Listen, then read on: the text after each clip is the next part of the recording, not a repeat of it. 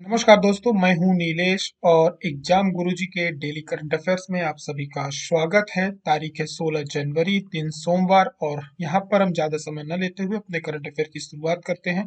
और current affair की शुरुआत सुबह के विचारों के साथ। जिंदगी का रास्ता बना बनाया नहीं मिलता, स्वयं को बनाना पड़ता है, तपना होता है, उसके लिए बहुत परिश्रम करना होता है। और हम जैसा मार्ग बनाएंगे, हम वैसे ही रास्ते पे या उस चलते जाएंगे और अपनी मंजिल की ओर पहुंचेंगे। यानी हमारा मार्ग जैसा होगा, जैसा हम मार्ग बनाएंगे, वैसी ही मंजिल पे पहुंचेंगे। जैसा हमारा उद्देश्य होगा, वैसी ही हमारी सफलता होगी। तो स्वामी विवेकानंद का जन्मदिन 12 जनवरी को रहता है। और मैंने आपको उस दिन बताया था कि कुछ व्यक्तित्व तो ऐसे होते हैं कि उनको देखने के बाद हमारे अंदर खुद ही प्रेरणा जग जाती है, बोलते हैं एक ऊर्जा मिल जाती है। और ये ऊर्जा जो होती है, इनके जिनकी तपस्या होती है, ये उससे हासिल करते हैं। इनका मार्ग होता है, इनकी सोच होती है, इनकी मंजिल होती है। और एक दिन जो लक्ष्य होता है, उसको जब ये प्राप्त करते हैं, उसके परिणामों को हम जब देखते हैं तो हम प्रेरित होते हैं। यानी इनके जो परिणाम होते हैं इतने प्रेरणादायक होते हैं, लेकिन उसके पीछे जो ये रास्ता होता है, जो ये मार्ग होता है, ये इतना दुर्गम होता है, इतना कठिन होता है। बोलते हैं ना कि लोगों ने मेरी सफलता देखी, उसके पीछे कि हमने जो बोलते हैं कि इतना स्ट्रगल किया या हमारे जो पैरों में छाले पड़े, ये सब चीजें हुई, ये किसी ने नहीं देखा। लोग बोलते हैं ना, उन्नति देखते हैं, लेकिन उस उन्नति के पीछे वो उसने कितनी नीतियां बनाई हैं, कितना संघर्ष किया है, कोई नहीं देखता। और मैं मानता हूँ, व्यक्तिगत तौर पे मानता हूँ कि हमारे लिए सबसे ज्यादा जो प्रेरणादायक होते हैं, जिनसे हम लोग प्रेरित होते हैं, वो हमारे आसपास ही होते हैं। हमारे पिता हो सकते हैं, हमारी माँ हो सकती हैं, हमारे बुब्बा हो सकते हैं, दादा दादी हो सकते हैं, नाना नानी हो सकते हैं, कोई भी हो सकता है। यदि लेकिन एक पिता, माँ और पिता से बड़ा प्रेरणादायक कोई नहीं होता। कभी भी हम उनके जब जीवन को देखते हैं कि कैसे उन्होंने हमें पाला पोसा बड़ा किया, हमें प्रेरित किया, हमें आगे बढ़ने के लिए प्रेरित किया, उनके संघर्षों को देखते हैं, तो उससे बड़ा प्रेरणा स्रोत या प्रेरणा स्रोत हमारे लिए कोई नहीं होता। हमारे आसपास ही होते हैं। और ये व्यक्तित्व होते हैं, हम लोग दूर की तरफ भागते हैं, हम अपने आसपास कभी नहीं देखते कि कितने सारे लोग हैं। कभी भी आप टहल रहे हैं, घूम रहे हैं, फिर रहे हैं, आप कभी किसी व्यक्ति को मेहनत करते हुए देखते हैं। एक व्यक्ति है, सुबह नौकरी पे जाता है, अपने परिवार को पालता पोसता है। आपको पानी पूरी वाला मिल जाएगा, ठेले वाले मिल जाएंगे, सुबह के 5-5 बजे बेचारे सब्जी के ठेले लेने लगाते हैं। आप बाकी के लोग देखेंगे। मैं अभी छोटा सा एक इंसिडेंट है। अभी जब दिवाली थी, तो हम लोग इंदौर पे जो यहाँ पे एक मंडी लगती है, तो पटाखे लेने हम लोग रात को 2 बजे गए थे, क्योंकि वहां पे सस्ते पड़ते हैं, मऊ के पास। जो इंदौर के हैं वो लोग उसको जानते होंगे। तो वहां से हम सभी दोस्त वगैरह थे, आस पड़ोस के लोग थे, हम लोग सब लोग लौट रहे थे। दो के 3 या 4 बजे रहे होंगे वहां से लौटते वक्त। मतलब हमने ये देखा कि 4 बजे 5 बजे रात को, मतलब 2 बजे वहां पे लोग सड़क के किनारे फूल की मतलब फूल मंडी भी है वहां पे, फूल वगैरह बेच रहे हैं। और उससे मतलब एक प्रेरित करने वाला जो एक समय था, वो ये था कि मैंने कई ऐसे, मतलब बहुतों सैकड़ों लोगों को देखा, जो एक गार्जियन बोल सकते हैं, माँ बाप दोनों मिल करके अपनी गाड़ियों में बहुत सारे फूल, क्योंकि दिवाली में क्या होता है, फूल की खपत बहुत ज्यादा होती है, वो फूल मंडी। तो इतना सारा फूल गाड़ियों में, कोई साइकिल में रख के, कोई मतलब मियाँ बीवी दोनों, हस्बैंड वाइफ दोनों ठेले पे रख के दूर दूर से ढंगाते हुए लेके जा रहे हैं। यानी आधी रात को वो कितनी परिश्रम कर रहे हैं, कितनी मेहनत कर रहे हैं। तो उन्हें देखकर भी हम प्रेरित हो सकते हैं कि हम तो उनसे ठीक कंडीशन में है ना। हमारे पास, अब हम लोग अपनी कमियां देखते हैं कि हमारे पास ये कमी है, लेकिन हम ये ध्यान देना बंद कर देते हैं कि हमारे पास कुछ है जो शायद किसी के दूसरे के पास नहीं हो। तो सुविधाएं की हमारे पास हो सकता है कुछ सुविधाओं की कमी हो। आप आज बहुत सारे ऐसे हैं, हमारे एग्जाम गुरुजी में भी बहुत सारे ऐसे बच्चे हैं जो नोट्स मंगाते हैं, काफी दूर दूर से मंगाते हैं। उमरिया के अंदर से, डिस्ट्रिक्ट से, उमरिया डिस्ट्रिक्ट हो गई, शहडोल हो गई, बड़वानी हो गई, सिवनी हो गई, यहाँ के इतने इंटीरियर एरिया से मंगाते हैं कि कई बार वहाँ पोस्ट ऑफिस की भी सुविधा नहीं होती। लेकिन जब उनके फोन आते हैं, मैं कहता नहीं हूँ उनके बारे में, कभी हम जिक्र नहीं करते, लेकिन हमारे पास कभी कभी ऐसे ऐसे फोन आते हैं कि वो बच्चे नोट्स अपने, मतलब फोन भी लगाते हैं तो किसी दूसरे व्यक्ति के मोबाइल से फोन लगाते हैं, फिर किसी और से पेमेंट करवाते हैं, क्योंकि उनके पास मोबाइल नहीं होता, वो सुविधा नहीं होती, लेकिन उन्हें पढ़ना होता है। यही एक कारण होता है कि एग्जाम गुरुजी कई बार अपने नोट्स के जो प्राइस है बढ़ा नहीं पाता। हम लोग के साथ एक बहुत बड़ी समस्या है, क्योंकि हमारे जो स्टूडेंट्स है बहुत इंटीरियर एरिया के हैं और बहुत ग्रामीण क्षेत्रों से जुड़े हुए हैं, बहुत रूट से जुड़े हुए हैं। अभी एक ताजा घटनाक्रम बताता हूँ, शनिवार का घटनाक्रम है, शुक्रवार शनिवार का, क्योंकि सोमवार है, फ्रेश माइंड है, तो हम लोग थोड़ा सा लंबी चर्चा हो जाती है। तो अभी जो सोमवार का, इसे सैटरडे का दिन था, शनिवार का दिन था, तो हमारे यहाँ एक छात्र हैं, वो नोट्स लेने आए हुए थे और वो राजगढ़ डिस्ट्रिक्ट से नोट्स लेने आए हुए थे। वो अपने टीचर के लिए नोट्स लेने आए हुए थे। मतलब उनके एक टीचर हैं जो कि राजगढ़ में लगभग 20-30 बच्चों को ट्यूशन पढ़ाते हैं, वहाँ पे उनकी तैयारी करवा रहे हैं, पटवारी एग्जाम्स वगैरह की तैयारी करवा रहे हैं। तो उन्हें नोट्स चाहिए था कि उन नोट्स से हम उन बच्चों को पढ़ा दें, उनकी तैयारी करवाएं। ये पहला इंसिडेंट नहीं था, इसके पहले भी हमारे पास एक सिवनी से एक बार कॉल आया था। देवड़ा सर हमारे उस टाइम पे साइंस पढ़ाते थे। तो क्या हुआ था, कुछ दिक्कतों की वजह से हमारे वीडियोस हट गए थे, काफी सारे डिलीट हो गए थे, एकदम से हट गए थे यूट्यूब से। काफी पहले की बात है, 2020 उसके आसपास की बात है ये। और एंजेला मैडम के इंग्लिश के कोर्स की भी उस टाइम भी चल रहा, उनकी क्लासेस चल रही थी, तो एकदम से सारे वीडियोस हट गए थे और चैनल हमें हमें बैकअप लेने में बहुत समस्याएं गई थी। ये पता नहीं क्या एग्जाम गुरु के साथ कई बार हो चुका है कि चैनल एकदम से उड़ गया था, अभी बीच में तो हैक ही हो गया था पूरा।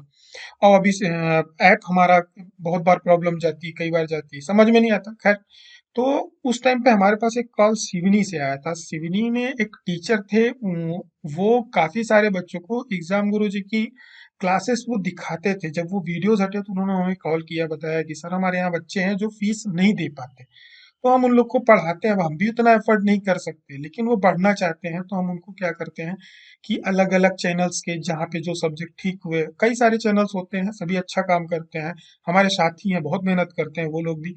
तो उनके चैनल्स के, आपके यहाँ के कुछ वीडियोस हमें अच्छे लगे तो हम उन्हें दिखाते थे। वो एकदम से हट गए हैं, तो आप उन्हें एक बार कोशिश करिए रिकवर हो जाए। तो हमने उनसे जानकारी ली कि क्या है कैसा है, तो उन्होंने बताया कि ऐसे ऐसे स्टूडेंट्स हैं सर कि वो एफर्ड ही नहीं कर सकते, फीस इतनी एफर्ड ही नहीं कर सकते, यहाँ नहीं कर पाते, तो इंदौर वगैरह जाने या भोपाल जाने की, बाकी की जगहों की जाने की तो बात ही अलग है। तो हमें समझ में आ जाता है कि नहीं, वो सही बोल रहे हैं। ठीक है, हम लोग भी अपनी तरफ से जो कोशिश हो सकती है करते हैं, उन्हें हमें बताना नहीं चाहिए, कई बार हम नहीं बताते हैं। जो बच्चे आते हैं हमारे यहाँ एग्जाम गुरुजी का ऑफिस देखते होंगे तो उन्हें समझ में आ जाता है कि ये कितना कमा रहे हैं या कितना क्या कर रहे हैं। कई बार चीजें दूर से अलग दिखती हैं, आप ऑफिस आएंगे तो आपको अलग दिखेंगी, समझ में आ जाएंगी।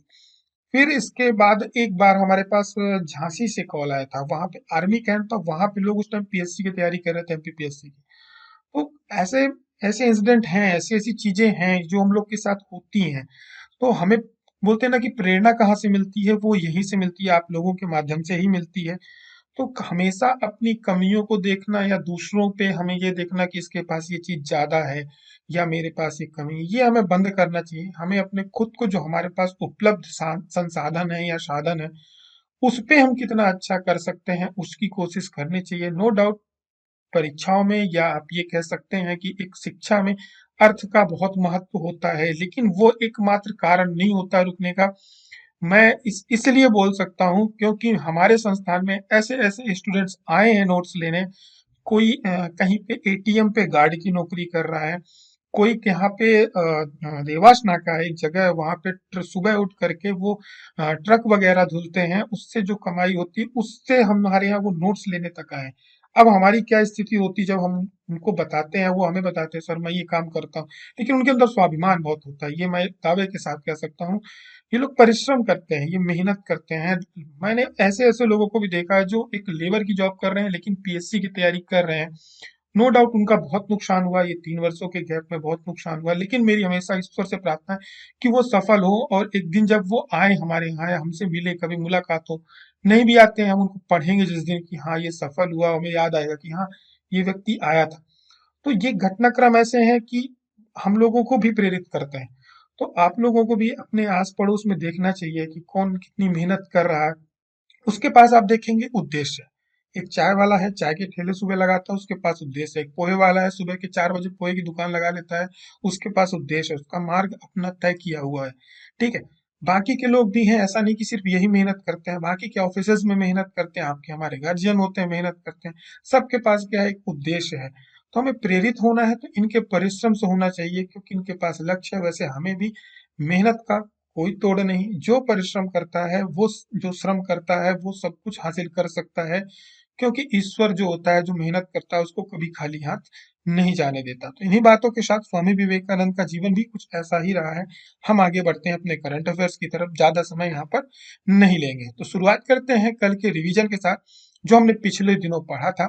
और बीच में करंट अफेयर्स में आपके गैप हो गया था, उसका कारण मैं आपको आगे बता दूंगा, लेकिन पहले हम लोग रिवीजन कर लेते हैं। हाल ही में जारी हिनले जो पासपोर्ट इंडेक्स जारी हुआ है, इसमें जो भारत की रैंक है वो 85 है, 50वीं रैंक पे आया है। भारत ने इस पर सुधार किया है।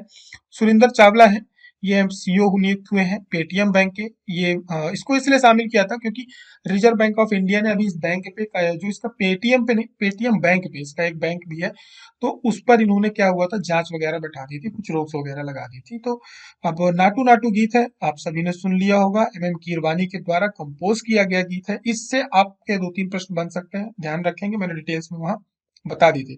हाल ही में भारत ने किस देश में दो लिथियम और एक तांबे की खान की खोज की है, यानी पहचान करी है, तो वो है अर्जेंटीना में। ये प्रश्न आप ध्यान रखना, ये पीएससी में अवश्य टकराने की संभावना है इसकी।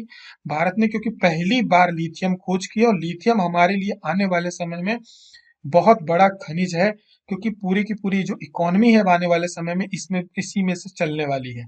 निम्न में से किस देश सरकार ने स्कूली में पंजाबी भाषा को शामिल किया? इसके अलावा भी कई भाषाएं ऑस्ट्रेलिया में पढ़ाई जाती हैं, तो अभी हाल ही में इन्होंने पंजाबी भाषा को सम्मिलित किया है। मध्य प्रदेश में ग्लोबल इन्वेस्टर समिट हो चुकी है, और तारीखों को लेकर कंफ्यूजन नहीं रखना है, क्योंकि मध्य प्रदेश में 8 तारीख से लेकर 12 तारीख तक ये कार्यक्रम एक साथ हो गए हैं, तो कई बार कंफ्यूजन हो सकता है। 11-12 को बिजनेस समिट हुई है। मध्य प्रदेश का जो हर्बल गार्डन तैयार किया जा रहा है, ये प्रदेश का सबसे बड़ा हर्बल गार्डन होगा, और भोपाल पे किया जाएगा। प्लास्टिक कचरे से सड़क बनाने के लिए हमारे यहाँ क्या हुआ है, एमओयू साइन हुआ है, और ये साइन हुआ है भोपाल के जिला पंचायत के लिए। नादना प्रिंट है, मत इसके लिए जीआई टैग की कोशिश की जा रही है, और देखते हैं आने वाले समय में जीआई टैग मिलने की संभावना है, क्योंकि ये बहुत पुरानी कला है और उस पर काफी मेहनत कर रही है सरकार बचाने के लिए। तो ये नीमच पे है। वर्ष 2027 तक यदि आपसे कभी पूछा जाए कि सरकार का उद्देश्य कितना है नवीनीकरण ऊर्जा का, तो ये है 20,000 मेगावाट का, जो अभी बिजनेस समिट हुई थी वहां पर ऊर्जा मंत्री ने इसके बारे में बताया।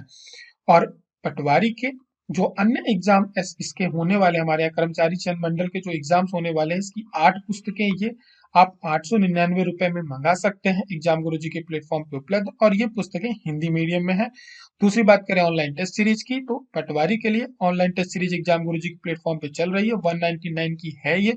साथ में यदि आप ये दोनों चीजें 41496 का पेमेंट करते हैं, तो ये आपको 899 के नोट्स प्लस वीडियो कोर्स भी आपको साथ में मिल जाएगा। इसमें नोट्स के लिए आपको अलग से पेमेंट नहीं करना होगा। आगे की तरफ बढ़ेंगे, शुरुआत करेंगे आज के करंट अफेयर्स की। तो माघ बिहू या भुगाली बिहू, ये भारत के किस राज्य में मनाए जाने वाला एक प्रमुख पर्व है? तो ये है असम में मनाया जाने वाला प्रमुख पर्व। भारत के अलग एक त्योहार है मकर संक्रांति, जो हमारे यहाँ बोला जाता है। अलग अलग राज्यों में इसको अलग अलग चीजें बोली जाती है, ठीक है। जैसे हरियाणा की तरफ आप जाओगे तो वहां पे जो पंजाबी बेल्ट है वहां पे लोहड़ी बोलते हैं, वहां मघी बोलते हैं, जो हरियाणा बेल्ट आ जाता है।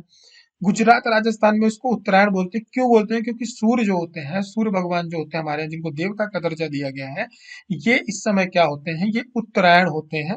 और ये हिंदू जो हमारे यहाँ राशि चक्र है, मकर राशि में प्रवेश करते हैं। मकर राशि जो होती है शनि की राशि मानी जाती है, और जो सूर्य है वो शनि के कौन है, पिता है।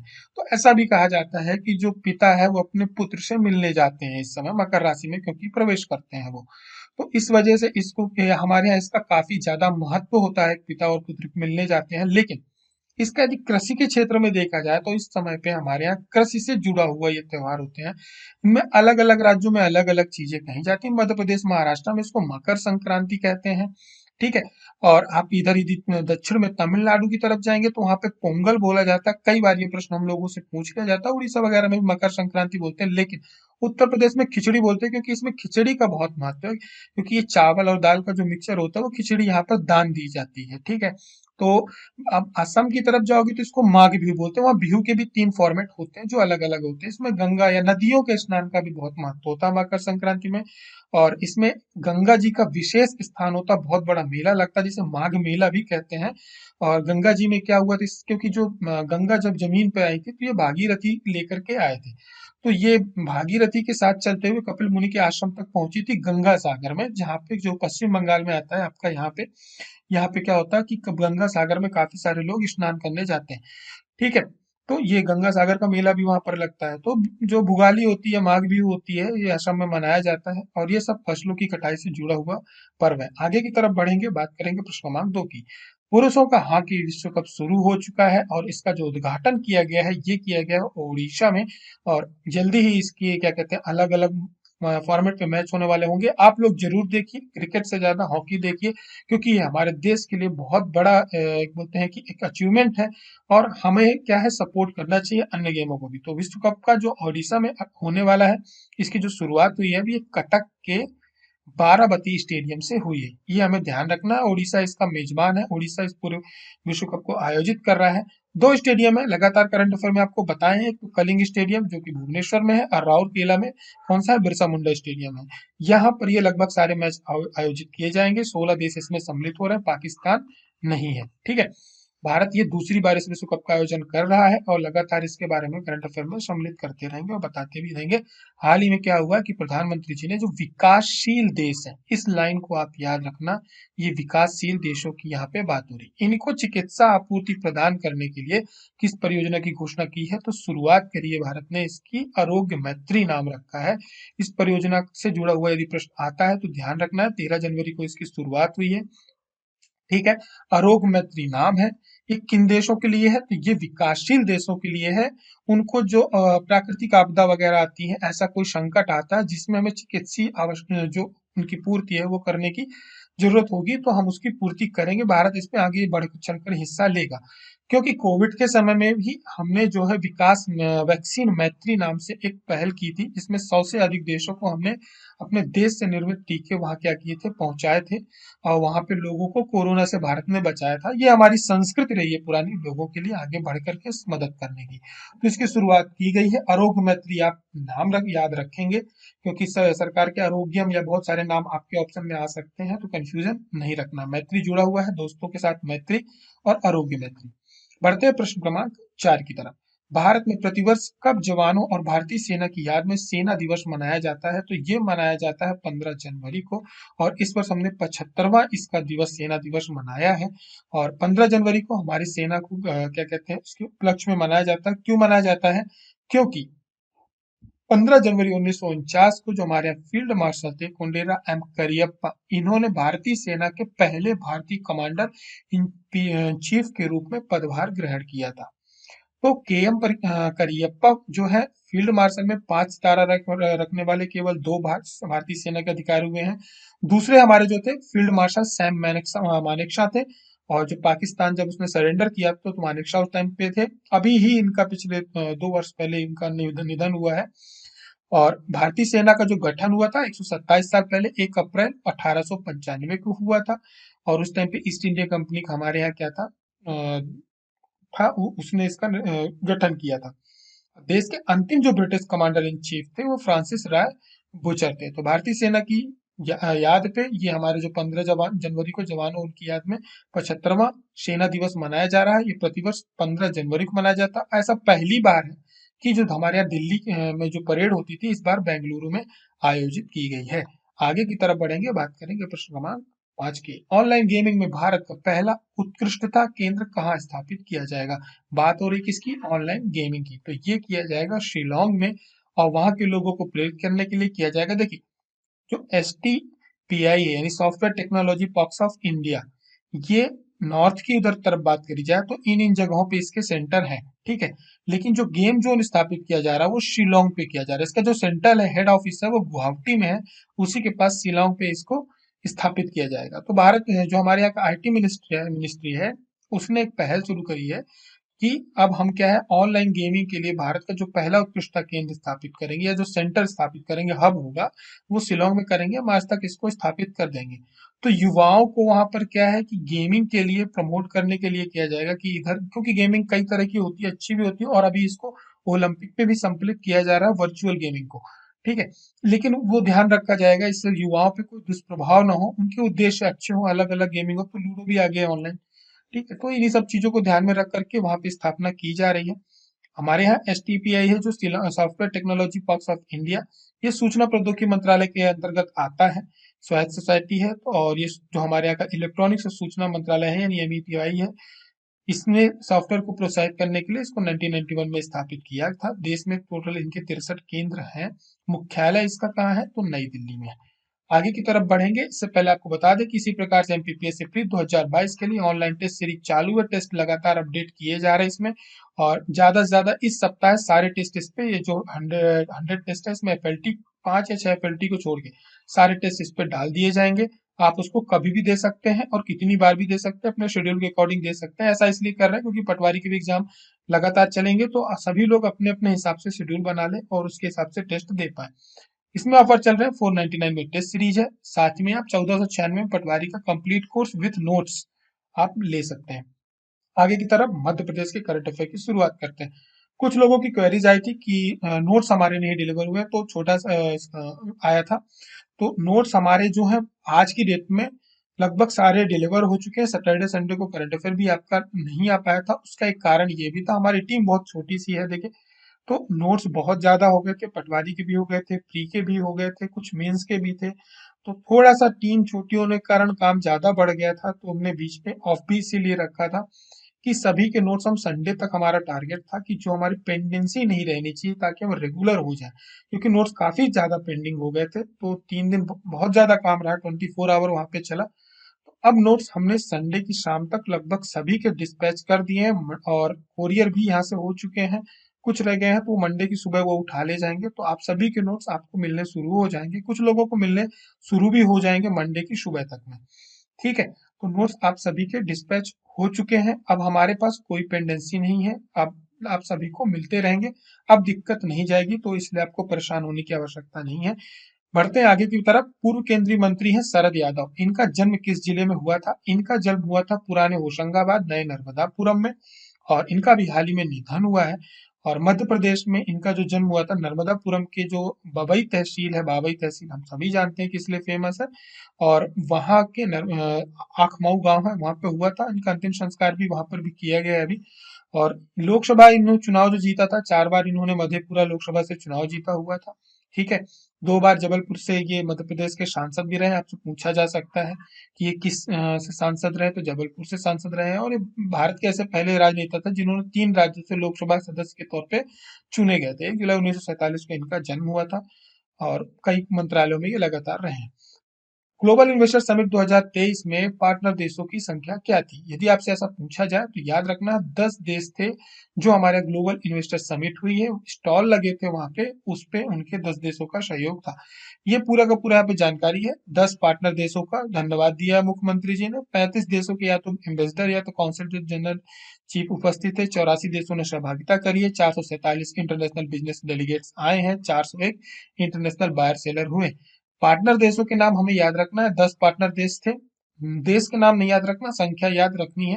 बाकी के पार्टनर देश ये अलग अलग थे, सभी ने अपने स्टॉल लगाए थे। ये नहीं हमारे यहाँ भी निवेश हो और उनके यहाँ भी निवेश हो, दोनों लोगों के बीच में एक सहभागिता के उद्देश्य से लगाया था।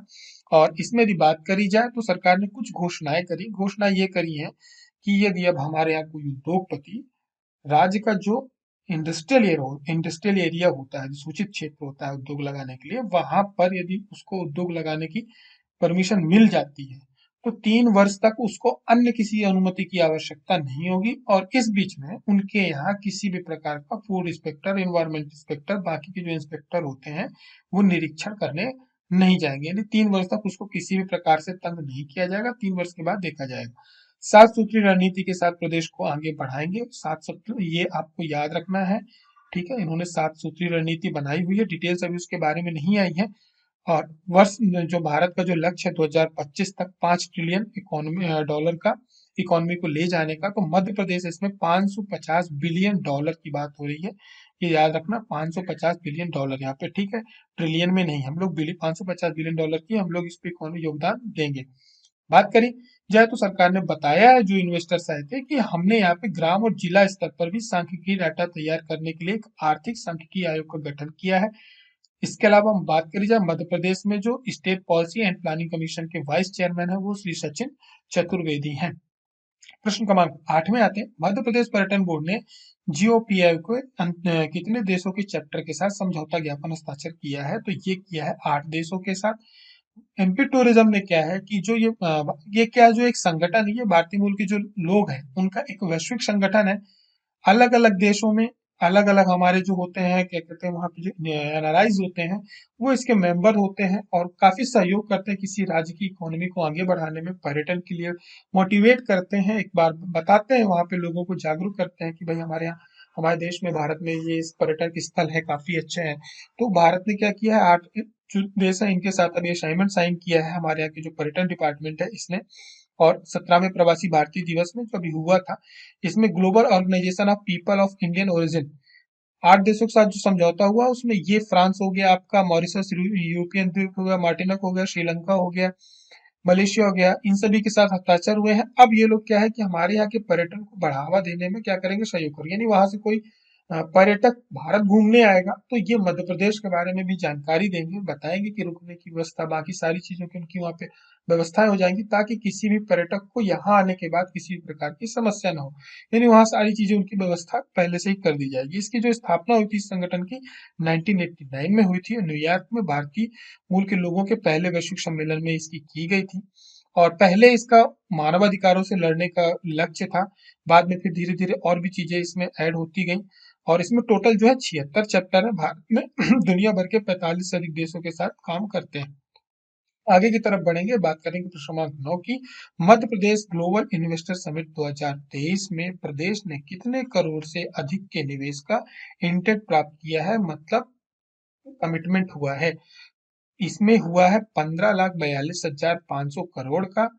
ये संख्या थोड़ा सा आप लोगों को याद रखनी पड़ेगी। उसका कारण ये है क्योंकि सरकार इसका अच्छे तरीके से गाजे बाजे के साथ लगभग प्रचार प्रसार कर रही है और गौरव के साथ बता रही है कि हमने 15,42,500 करोड़ से अधिक का निवेश इंडेंट प्राप्त किया है। अभी एक कमिटमेंट हुआ है, ऐसा उन्होंने कहा है कि हम इतने का करेंगे और इससे लगभग डायरेक्टली इनडायरेक्टली मिलाकर के 29 लाख रोजगार सृजित होंगे, नए अवसर आएंगे। ये जमीनी स्तर पे कितना आगे बढ़ता है ये समिट, देखिए समिट नो डाउट सक्सेसफुल रही, काफी सारे MOU साइन हुए हैं, लेकिन अब ये डिपेंड करता है कि जो हमारे यहाँ उनको कितनी सुविधाएं दी जाती हैं, उनके प्रोजेक्ट्स कितनी जल्दी चालू होते हैं, क्योंकि जो बाकी के बड़े राज्य हैं, आप महाराष्ट्र गुजरात की बात करेंगे, वहां पे एक बार जब MOU साइन हो जाते हैं उसके बाद जब उद्योगपतियों को जमीन से लेकर के बाकी की जो सुविधाएं होती हैं उन्हें भटकना नहीं पड़ता, उन्हें तुरंत तुरंत वो सारी चीजें मिलती हैं, सरकार की तरफ से सुविधाएं मिलती हैं। नो डाउट अब हमें उद्योग की तरफ हमारे राज्य को बढ़ना बहुत जरूरी है और उसके लिए थोड़ी सी हमें जो ये लाल फीताशाही है इसको खत्म करना होगा। थोड़ी आवश्यक भी है, इसलिए आवश्यक है कि कई बार जो उद्योगपति होते हैं शुरुआत में तो ठीक रहते हैं, लेकिन बाद में जो कर्मचारी होते हैं उनका शोषण करना भी शुरू कर देते हैं, पर्यावरण को काफी ज्यादा नुकसान पहुंचाते हैं। तो थोड़ा सा लाल फीताशाही भी जरूरी है, लेकिन जहां आवश्यक है वहां रहे, लेकिन उद्योग लगाते में और यदि वो सही तरीके से काम कर रहे हैं तो वहां पे किसी भी प्रकार की नहीं होनी चाहिए। तो यहाँ पे सुविधाएं कैसे प्रदान करती है, ये 15 लाख करोड़ कैसे जमीन पे आते हैं, ये देखने लायक होगा। भारत अंतरराष्ट्रीय विज्ञान महोत्सव के कार्टन रेजर का जो प्रोग्राम है ये आयोजन कहाँ किया गया है, तो ये किया गया है भोपाल में। और इसका जो मुख्य प्रोग्राम है ये भी जनवरी के 21 और से लेकर के 24 जनवरी तक अ, मध्य प्रदेश के भोपाल में होने वाला है। और ये बहुत बड़ा कार्यक्रम होता है। अभी जिस प्रकार से हमारे यहाँ प्रवासी भारतीय दिवस हुआ था, एनआरआईज आए थे, उसी प्रकार से साइंस फेस्टिवल में भारत ही नहीं दुनिया भर के बहुत बड़े वैज्ञानिक आने वाले हैं और रिसर्चर आने वाले हैं, साइंस से जुड़े हुए बहुत सारे जो लेखक हैं वो भी आएंगे और स्टूडेंट्स भी आएंगे। तो यहाँ पे बहुत सारे जो शोध पत्र हैं वो प्रस्तुत किए जाएंगे, ये भी हमारे राज्य के लिए हमारे प्रदेश के लिए एक बहुत बड़े गौरव की बात होगी। ये कार्यक्रम देखते कैसे आगे हो, तो उसी श्रेणी में क्या हुआ है कि कॉटन रेंजर का कार्यक्रम लॉन्च हुआ है। हमारे मध्य प्रदेश के जो मुख्य क्या कहते हैं मंत्री है इसके, श्री ओम प्रकाश सकलेचा, सूक्ष्म लघु मध्यम उद्योग मंत्री, साथ में विज्ञान प्रौद्योगिकी भी देखते हैं। इन्होंने क्या है इस कार्यक्रम की जो नोडल एजेंसी है मध्य प्रदेश विज्ञान एवं प्रौद्योगिकी परिषद मैप आईटी को बनाया है, मैप को बनाया है। और ये 8वां भारतीय अंतरराष्ट्रीय विज्ञान महोत्सव होगा जो कि भारत सरकार के विज्ञान प्रौद्योगिकी मंत्रालय, पृथ्वी विज्ञान मंत्रालय, परमाणु ऊर्जा विभाग, अंतरिक्ष विज्ञान विभाग और विज्ञान भारती द्वारा 21 से 24 जनवरी तक, यहाँ पे 2023 से 20 मत समझिएगा, भोपाल में होगा। इसमें लगभग महोत्सव में 14 से अधिक गतिविधियां होने वाली है, लगभग 8,000 लोग उस समय भोपाल में होंगे और ये प्रोग्राम जो होने वाला है ये मेनिट में होने वाला, Maulana Azad national institute of technology में। ठीक है, और इसकी जो शुरुआत हुई थी 2015 में हुई थी। ये फेस्टिवल्स के बाद बाकी की जानकारी आपको हम देते रहेंगे। कल हम पिछले करंट अफेयर में हमें आपसे प्रश्न पूछा था कि मध्य प्रदेश में अंत्योदय अन्न योजना में प्रति माह प्रत्येक परिवार को कितने किलो राशन दिया जाता है। ये इसलिए पूछा था क्योंकि कई बार आप लोगों से प्रश्न पूछा गया है कि एक सामान्य उस पे जानकारी पे एक व्यक्ति को औसतन कितने घंटे बिजली दी जाती है। ये मध्य प्रदेश पीएससी का प्रश्न था। वहां पे आपसे पूछा गया था कि कितने घंटे की बिजली मिलती है। तो उसी प्रकार से ऐसे प्रश्न भी आ सकते हैं। आप सभी ने इसके काफी सभी ने उत्तर दिए हैं और काफी लोग नए भी आए इसमें। नजीम खान, आपका आंसर भी सही था। रिमी पटेल, शमशेर तो आप लगातार आंसर देते ही रहते हैं। और अरविंद बागमारे ने काफी अच्छी जानकारी शेयर की। साथ में शिवेन गिरी हैं, इन्होंने भी आंसर दिया था। देखिए, ये इस योजना का मेन सार्वजनिक वितरण प्रणाली जो हमारे पीडीएस चलता है उसके साथ ये योजना चलती है। 35 किलो इस पे अनाज दिया जाता है। ठीक है, इसमें गेहूं भी होता है, साथ में इस पे चावल भी दिया जाता है।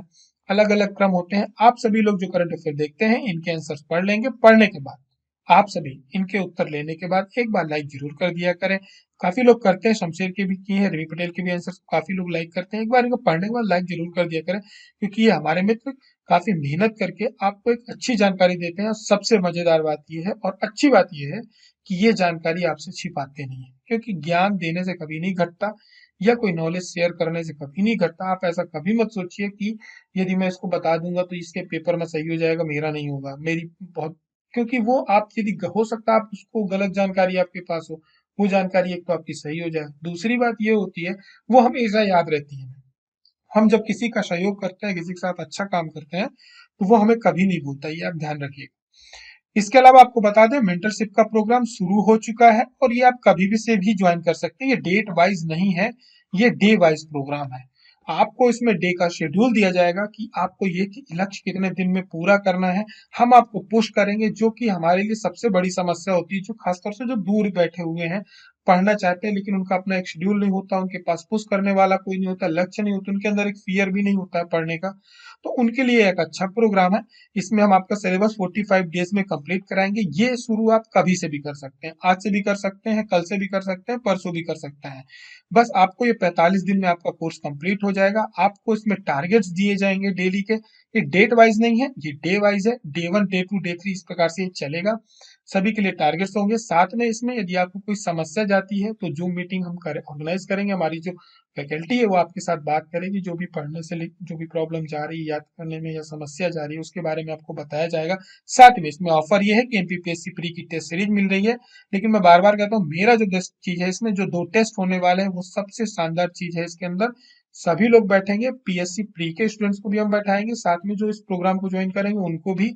सबका लाइव टेस्ट होगा, बिल्कुल एमपीपीएससी की तरह टाइम दिया जाएगा और उसी स्लॉट में होगा।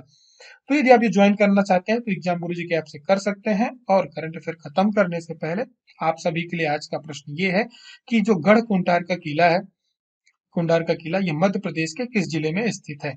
इस प्रश्न का देने का उद्देश्य ये है कि अभी एक महोत्सव मनाया गया था, मैंने करंट अफेयर में आपको पढ़ाया था और कुछ जानकारियां वहां पर शेयर करी थी। और वो प्रश्न यदि एग्जाम में आता है तो बहुत सारे ऐसे फैक्ट्स हैं जिनसे प्रश्न बन सकते हैं। तो आप सभी को इसके बारे में जानकारी नीचे कमेंट बॉक्स में देनी है। राइट आंसर इसका क्या होगा वो भी बताना है। यदि इससे जुड़ी हुई आपके पास जानकारियां हैं या फैक्ट्स हैं तो आप उसको कमेंट बॉक्स में नहीं बताना बिल्कुल नहीं भूलेंगे। जिनके आंसर राइट होंगे एग्जाम गुरुजी लाइक देगा, जिनके अच्छे होंगे हार्ट देगा। हार्ट वाले आंसर आप सभी को पढ़ने हैं और उनको लाइक भी करना है। और साथ ही में कुछ लोगों की क्वेरीज थी कि एग्जाम फॉर्म भरने से लेकर के बाकी चीजों की, तो एक बार उसके बारे में दागी सर से बात कर लूंगा। वो एक अलग से वीडियो बना देंगे कि कौन कौन फॉर्म भर सकते हैं, फॉर्म भरते में क्या क्या सावधानियां रखनी है। इन सारी चीजों के बारे में एक अलग से हम वीडियोस बनवा देंगे। और करंट अफेयर आपके जो होने वाले थे, आप ये मत सोचिए कि वो नहीं होंगे, जो अलग अलग फॉर्मेट के करंट अफेयर थे। हम थोड़ा सा नोट्स को लेकर के ज्यादा वो थे, काफी सारे पेंडिंग पड़ी हुई थी, वो पेंडेंसी हमने निपटा ली है। अब आप सभी के जो ये बाकी के जो लेक्चर्स है करंट अफेयर के, साइंस टेक के, बाकी चीजों के, वो सब मैं अब आपके इसी प्रकार से कराऊंगा, इसी प्रकार से क्लास रिकॉर्ड करके हम डालेंगे। और क्योंकि उसमें कई चीजें नई करने वाले हैं जो हम पिछली क्लास में नहीं कर पाए थे। और कोशिश रहेगी कि मैं मैप के थ्रू आपको बहुत सारी चीजें उसमें क्लियर कर दूं। ठीक है, मध्य प्रदेश का करंट अफेयर भी बढ़िया बनाएंगे। लाइव क्लास नहीं होगी लेकिन उसके वीडियो अपलोड किए जाएंगे, मंथ वाइज करेंगे हम, जनवरी 3-3 महीने का हम फॉर्मेट पे बनाएंगे।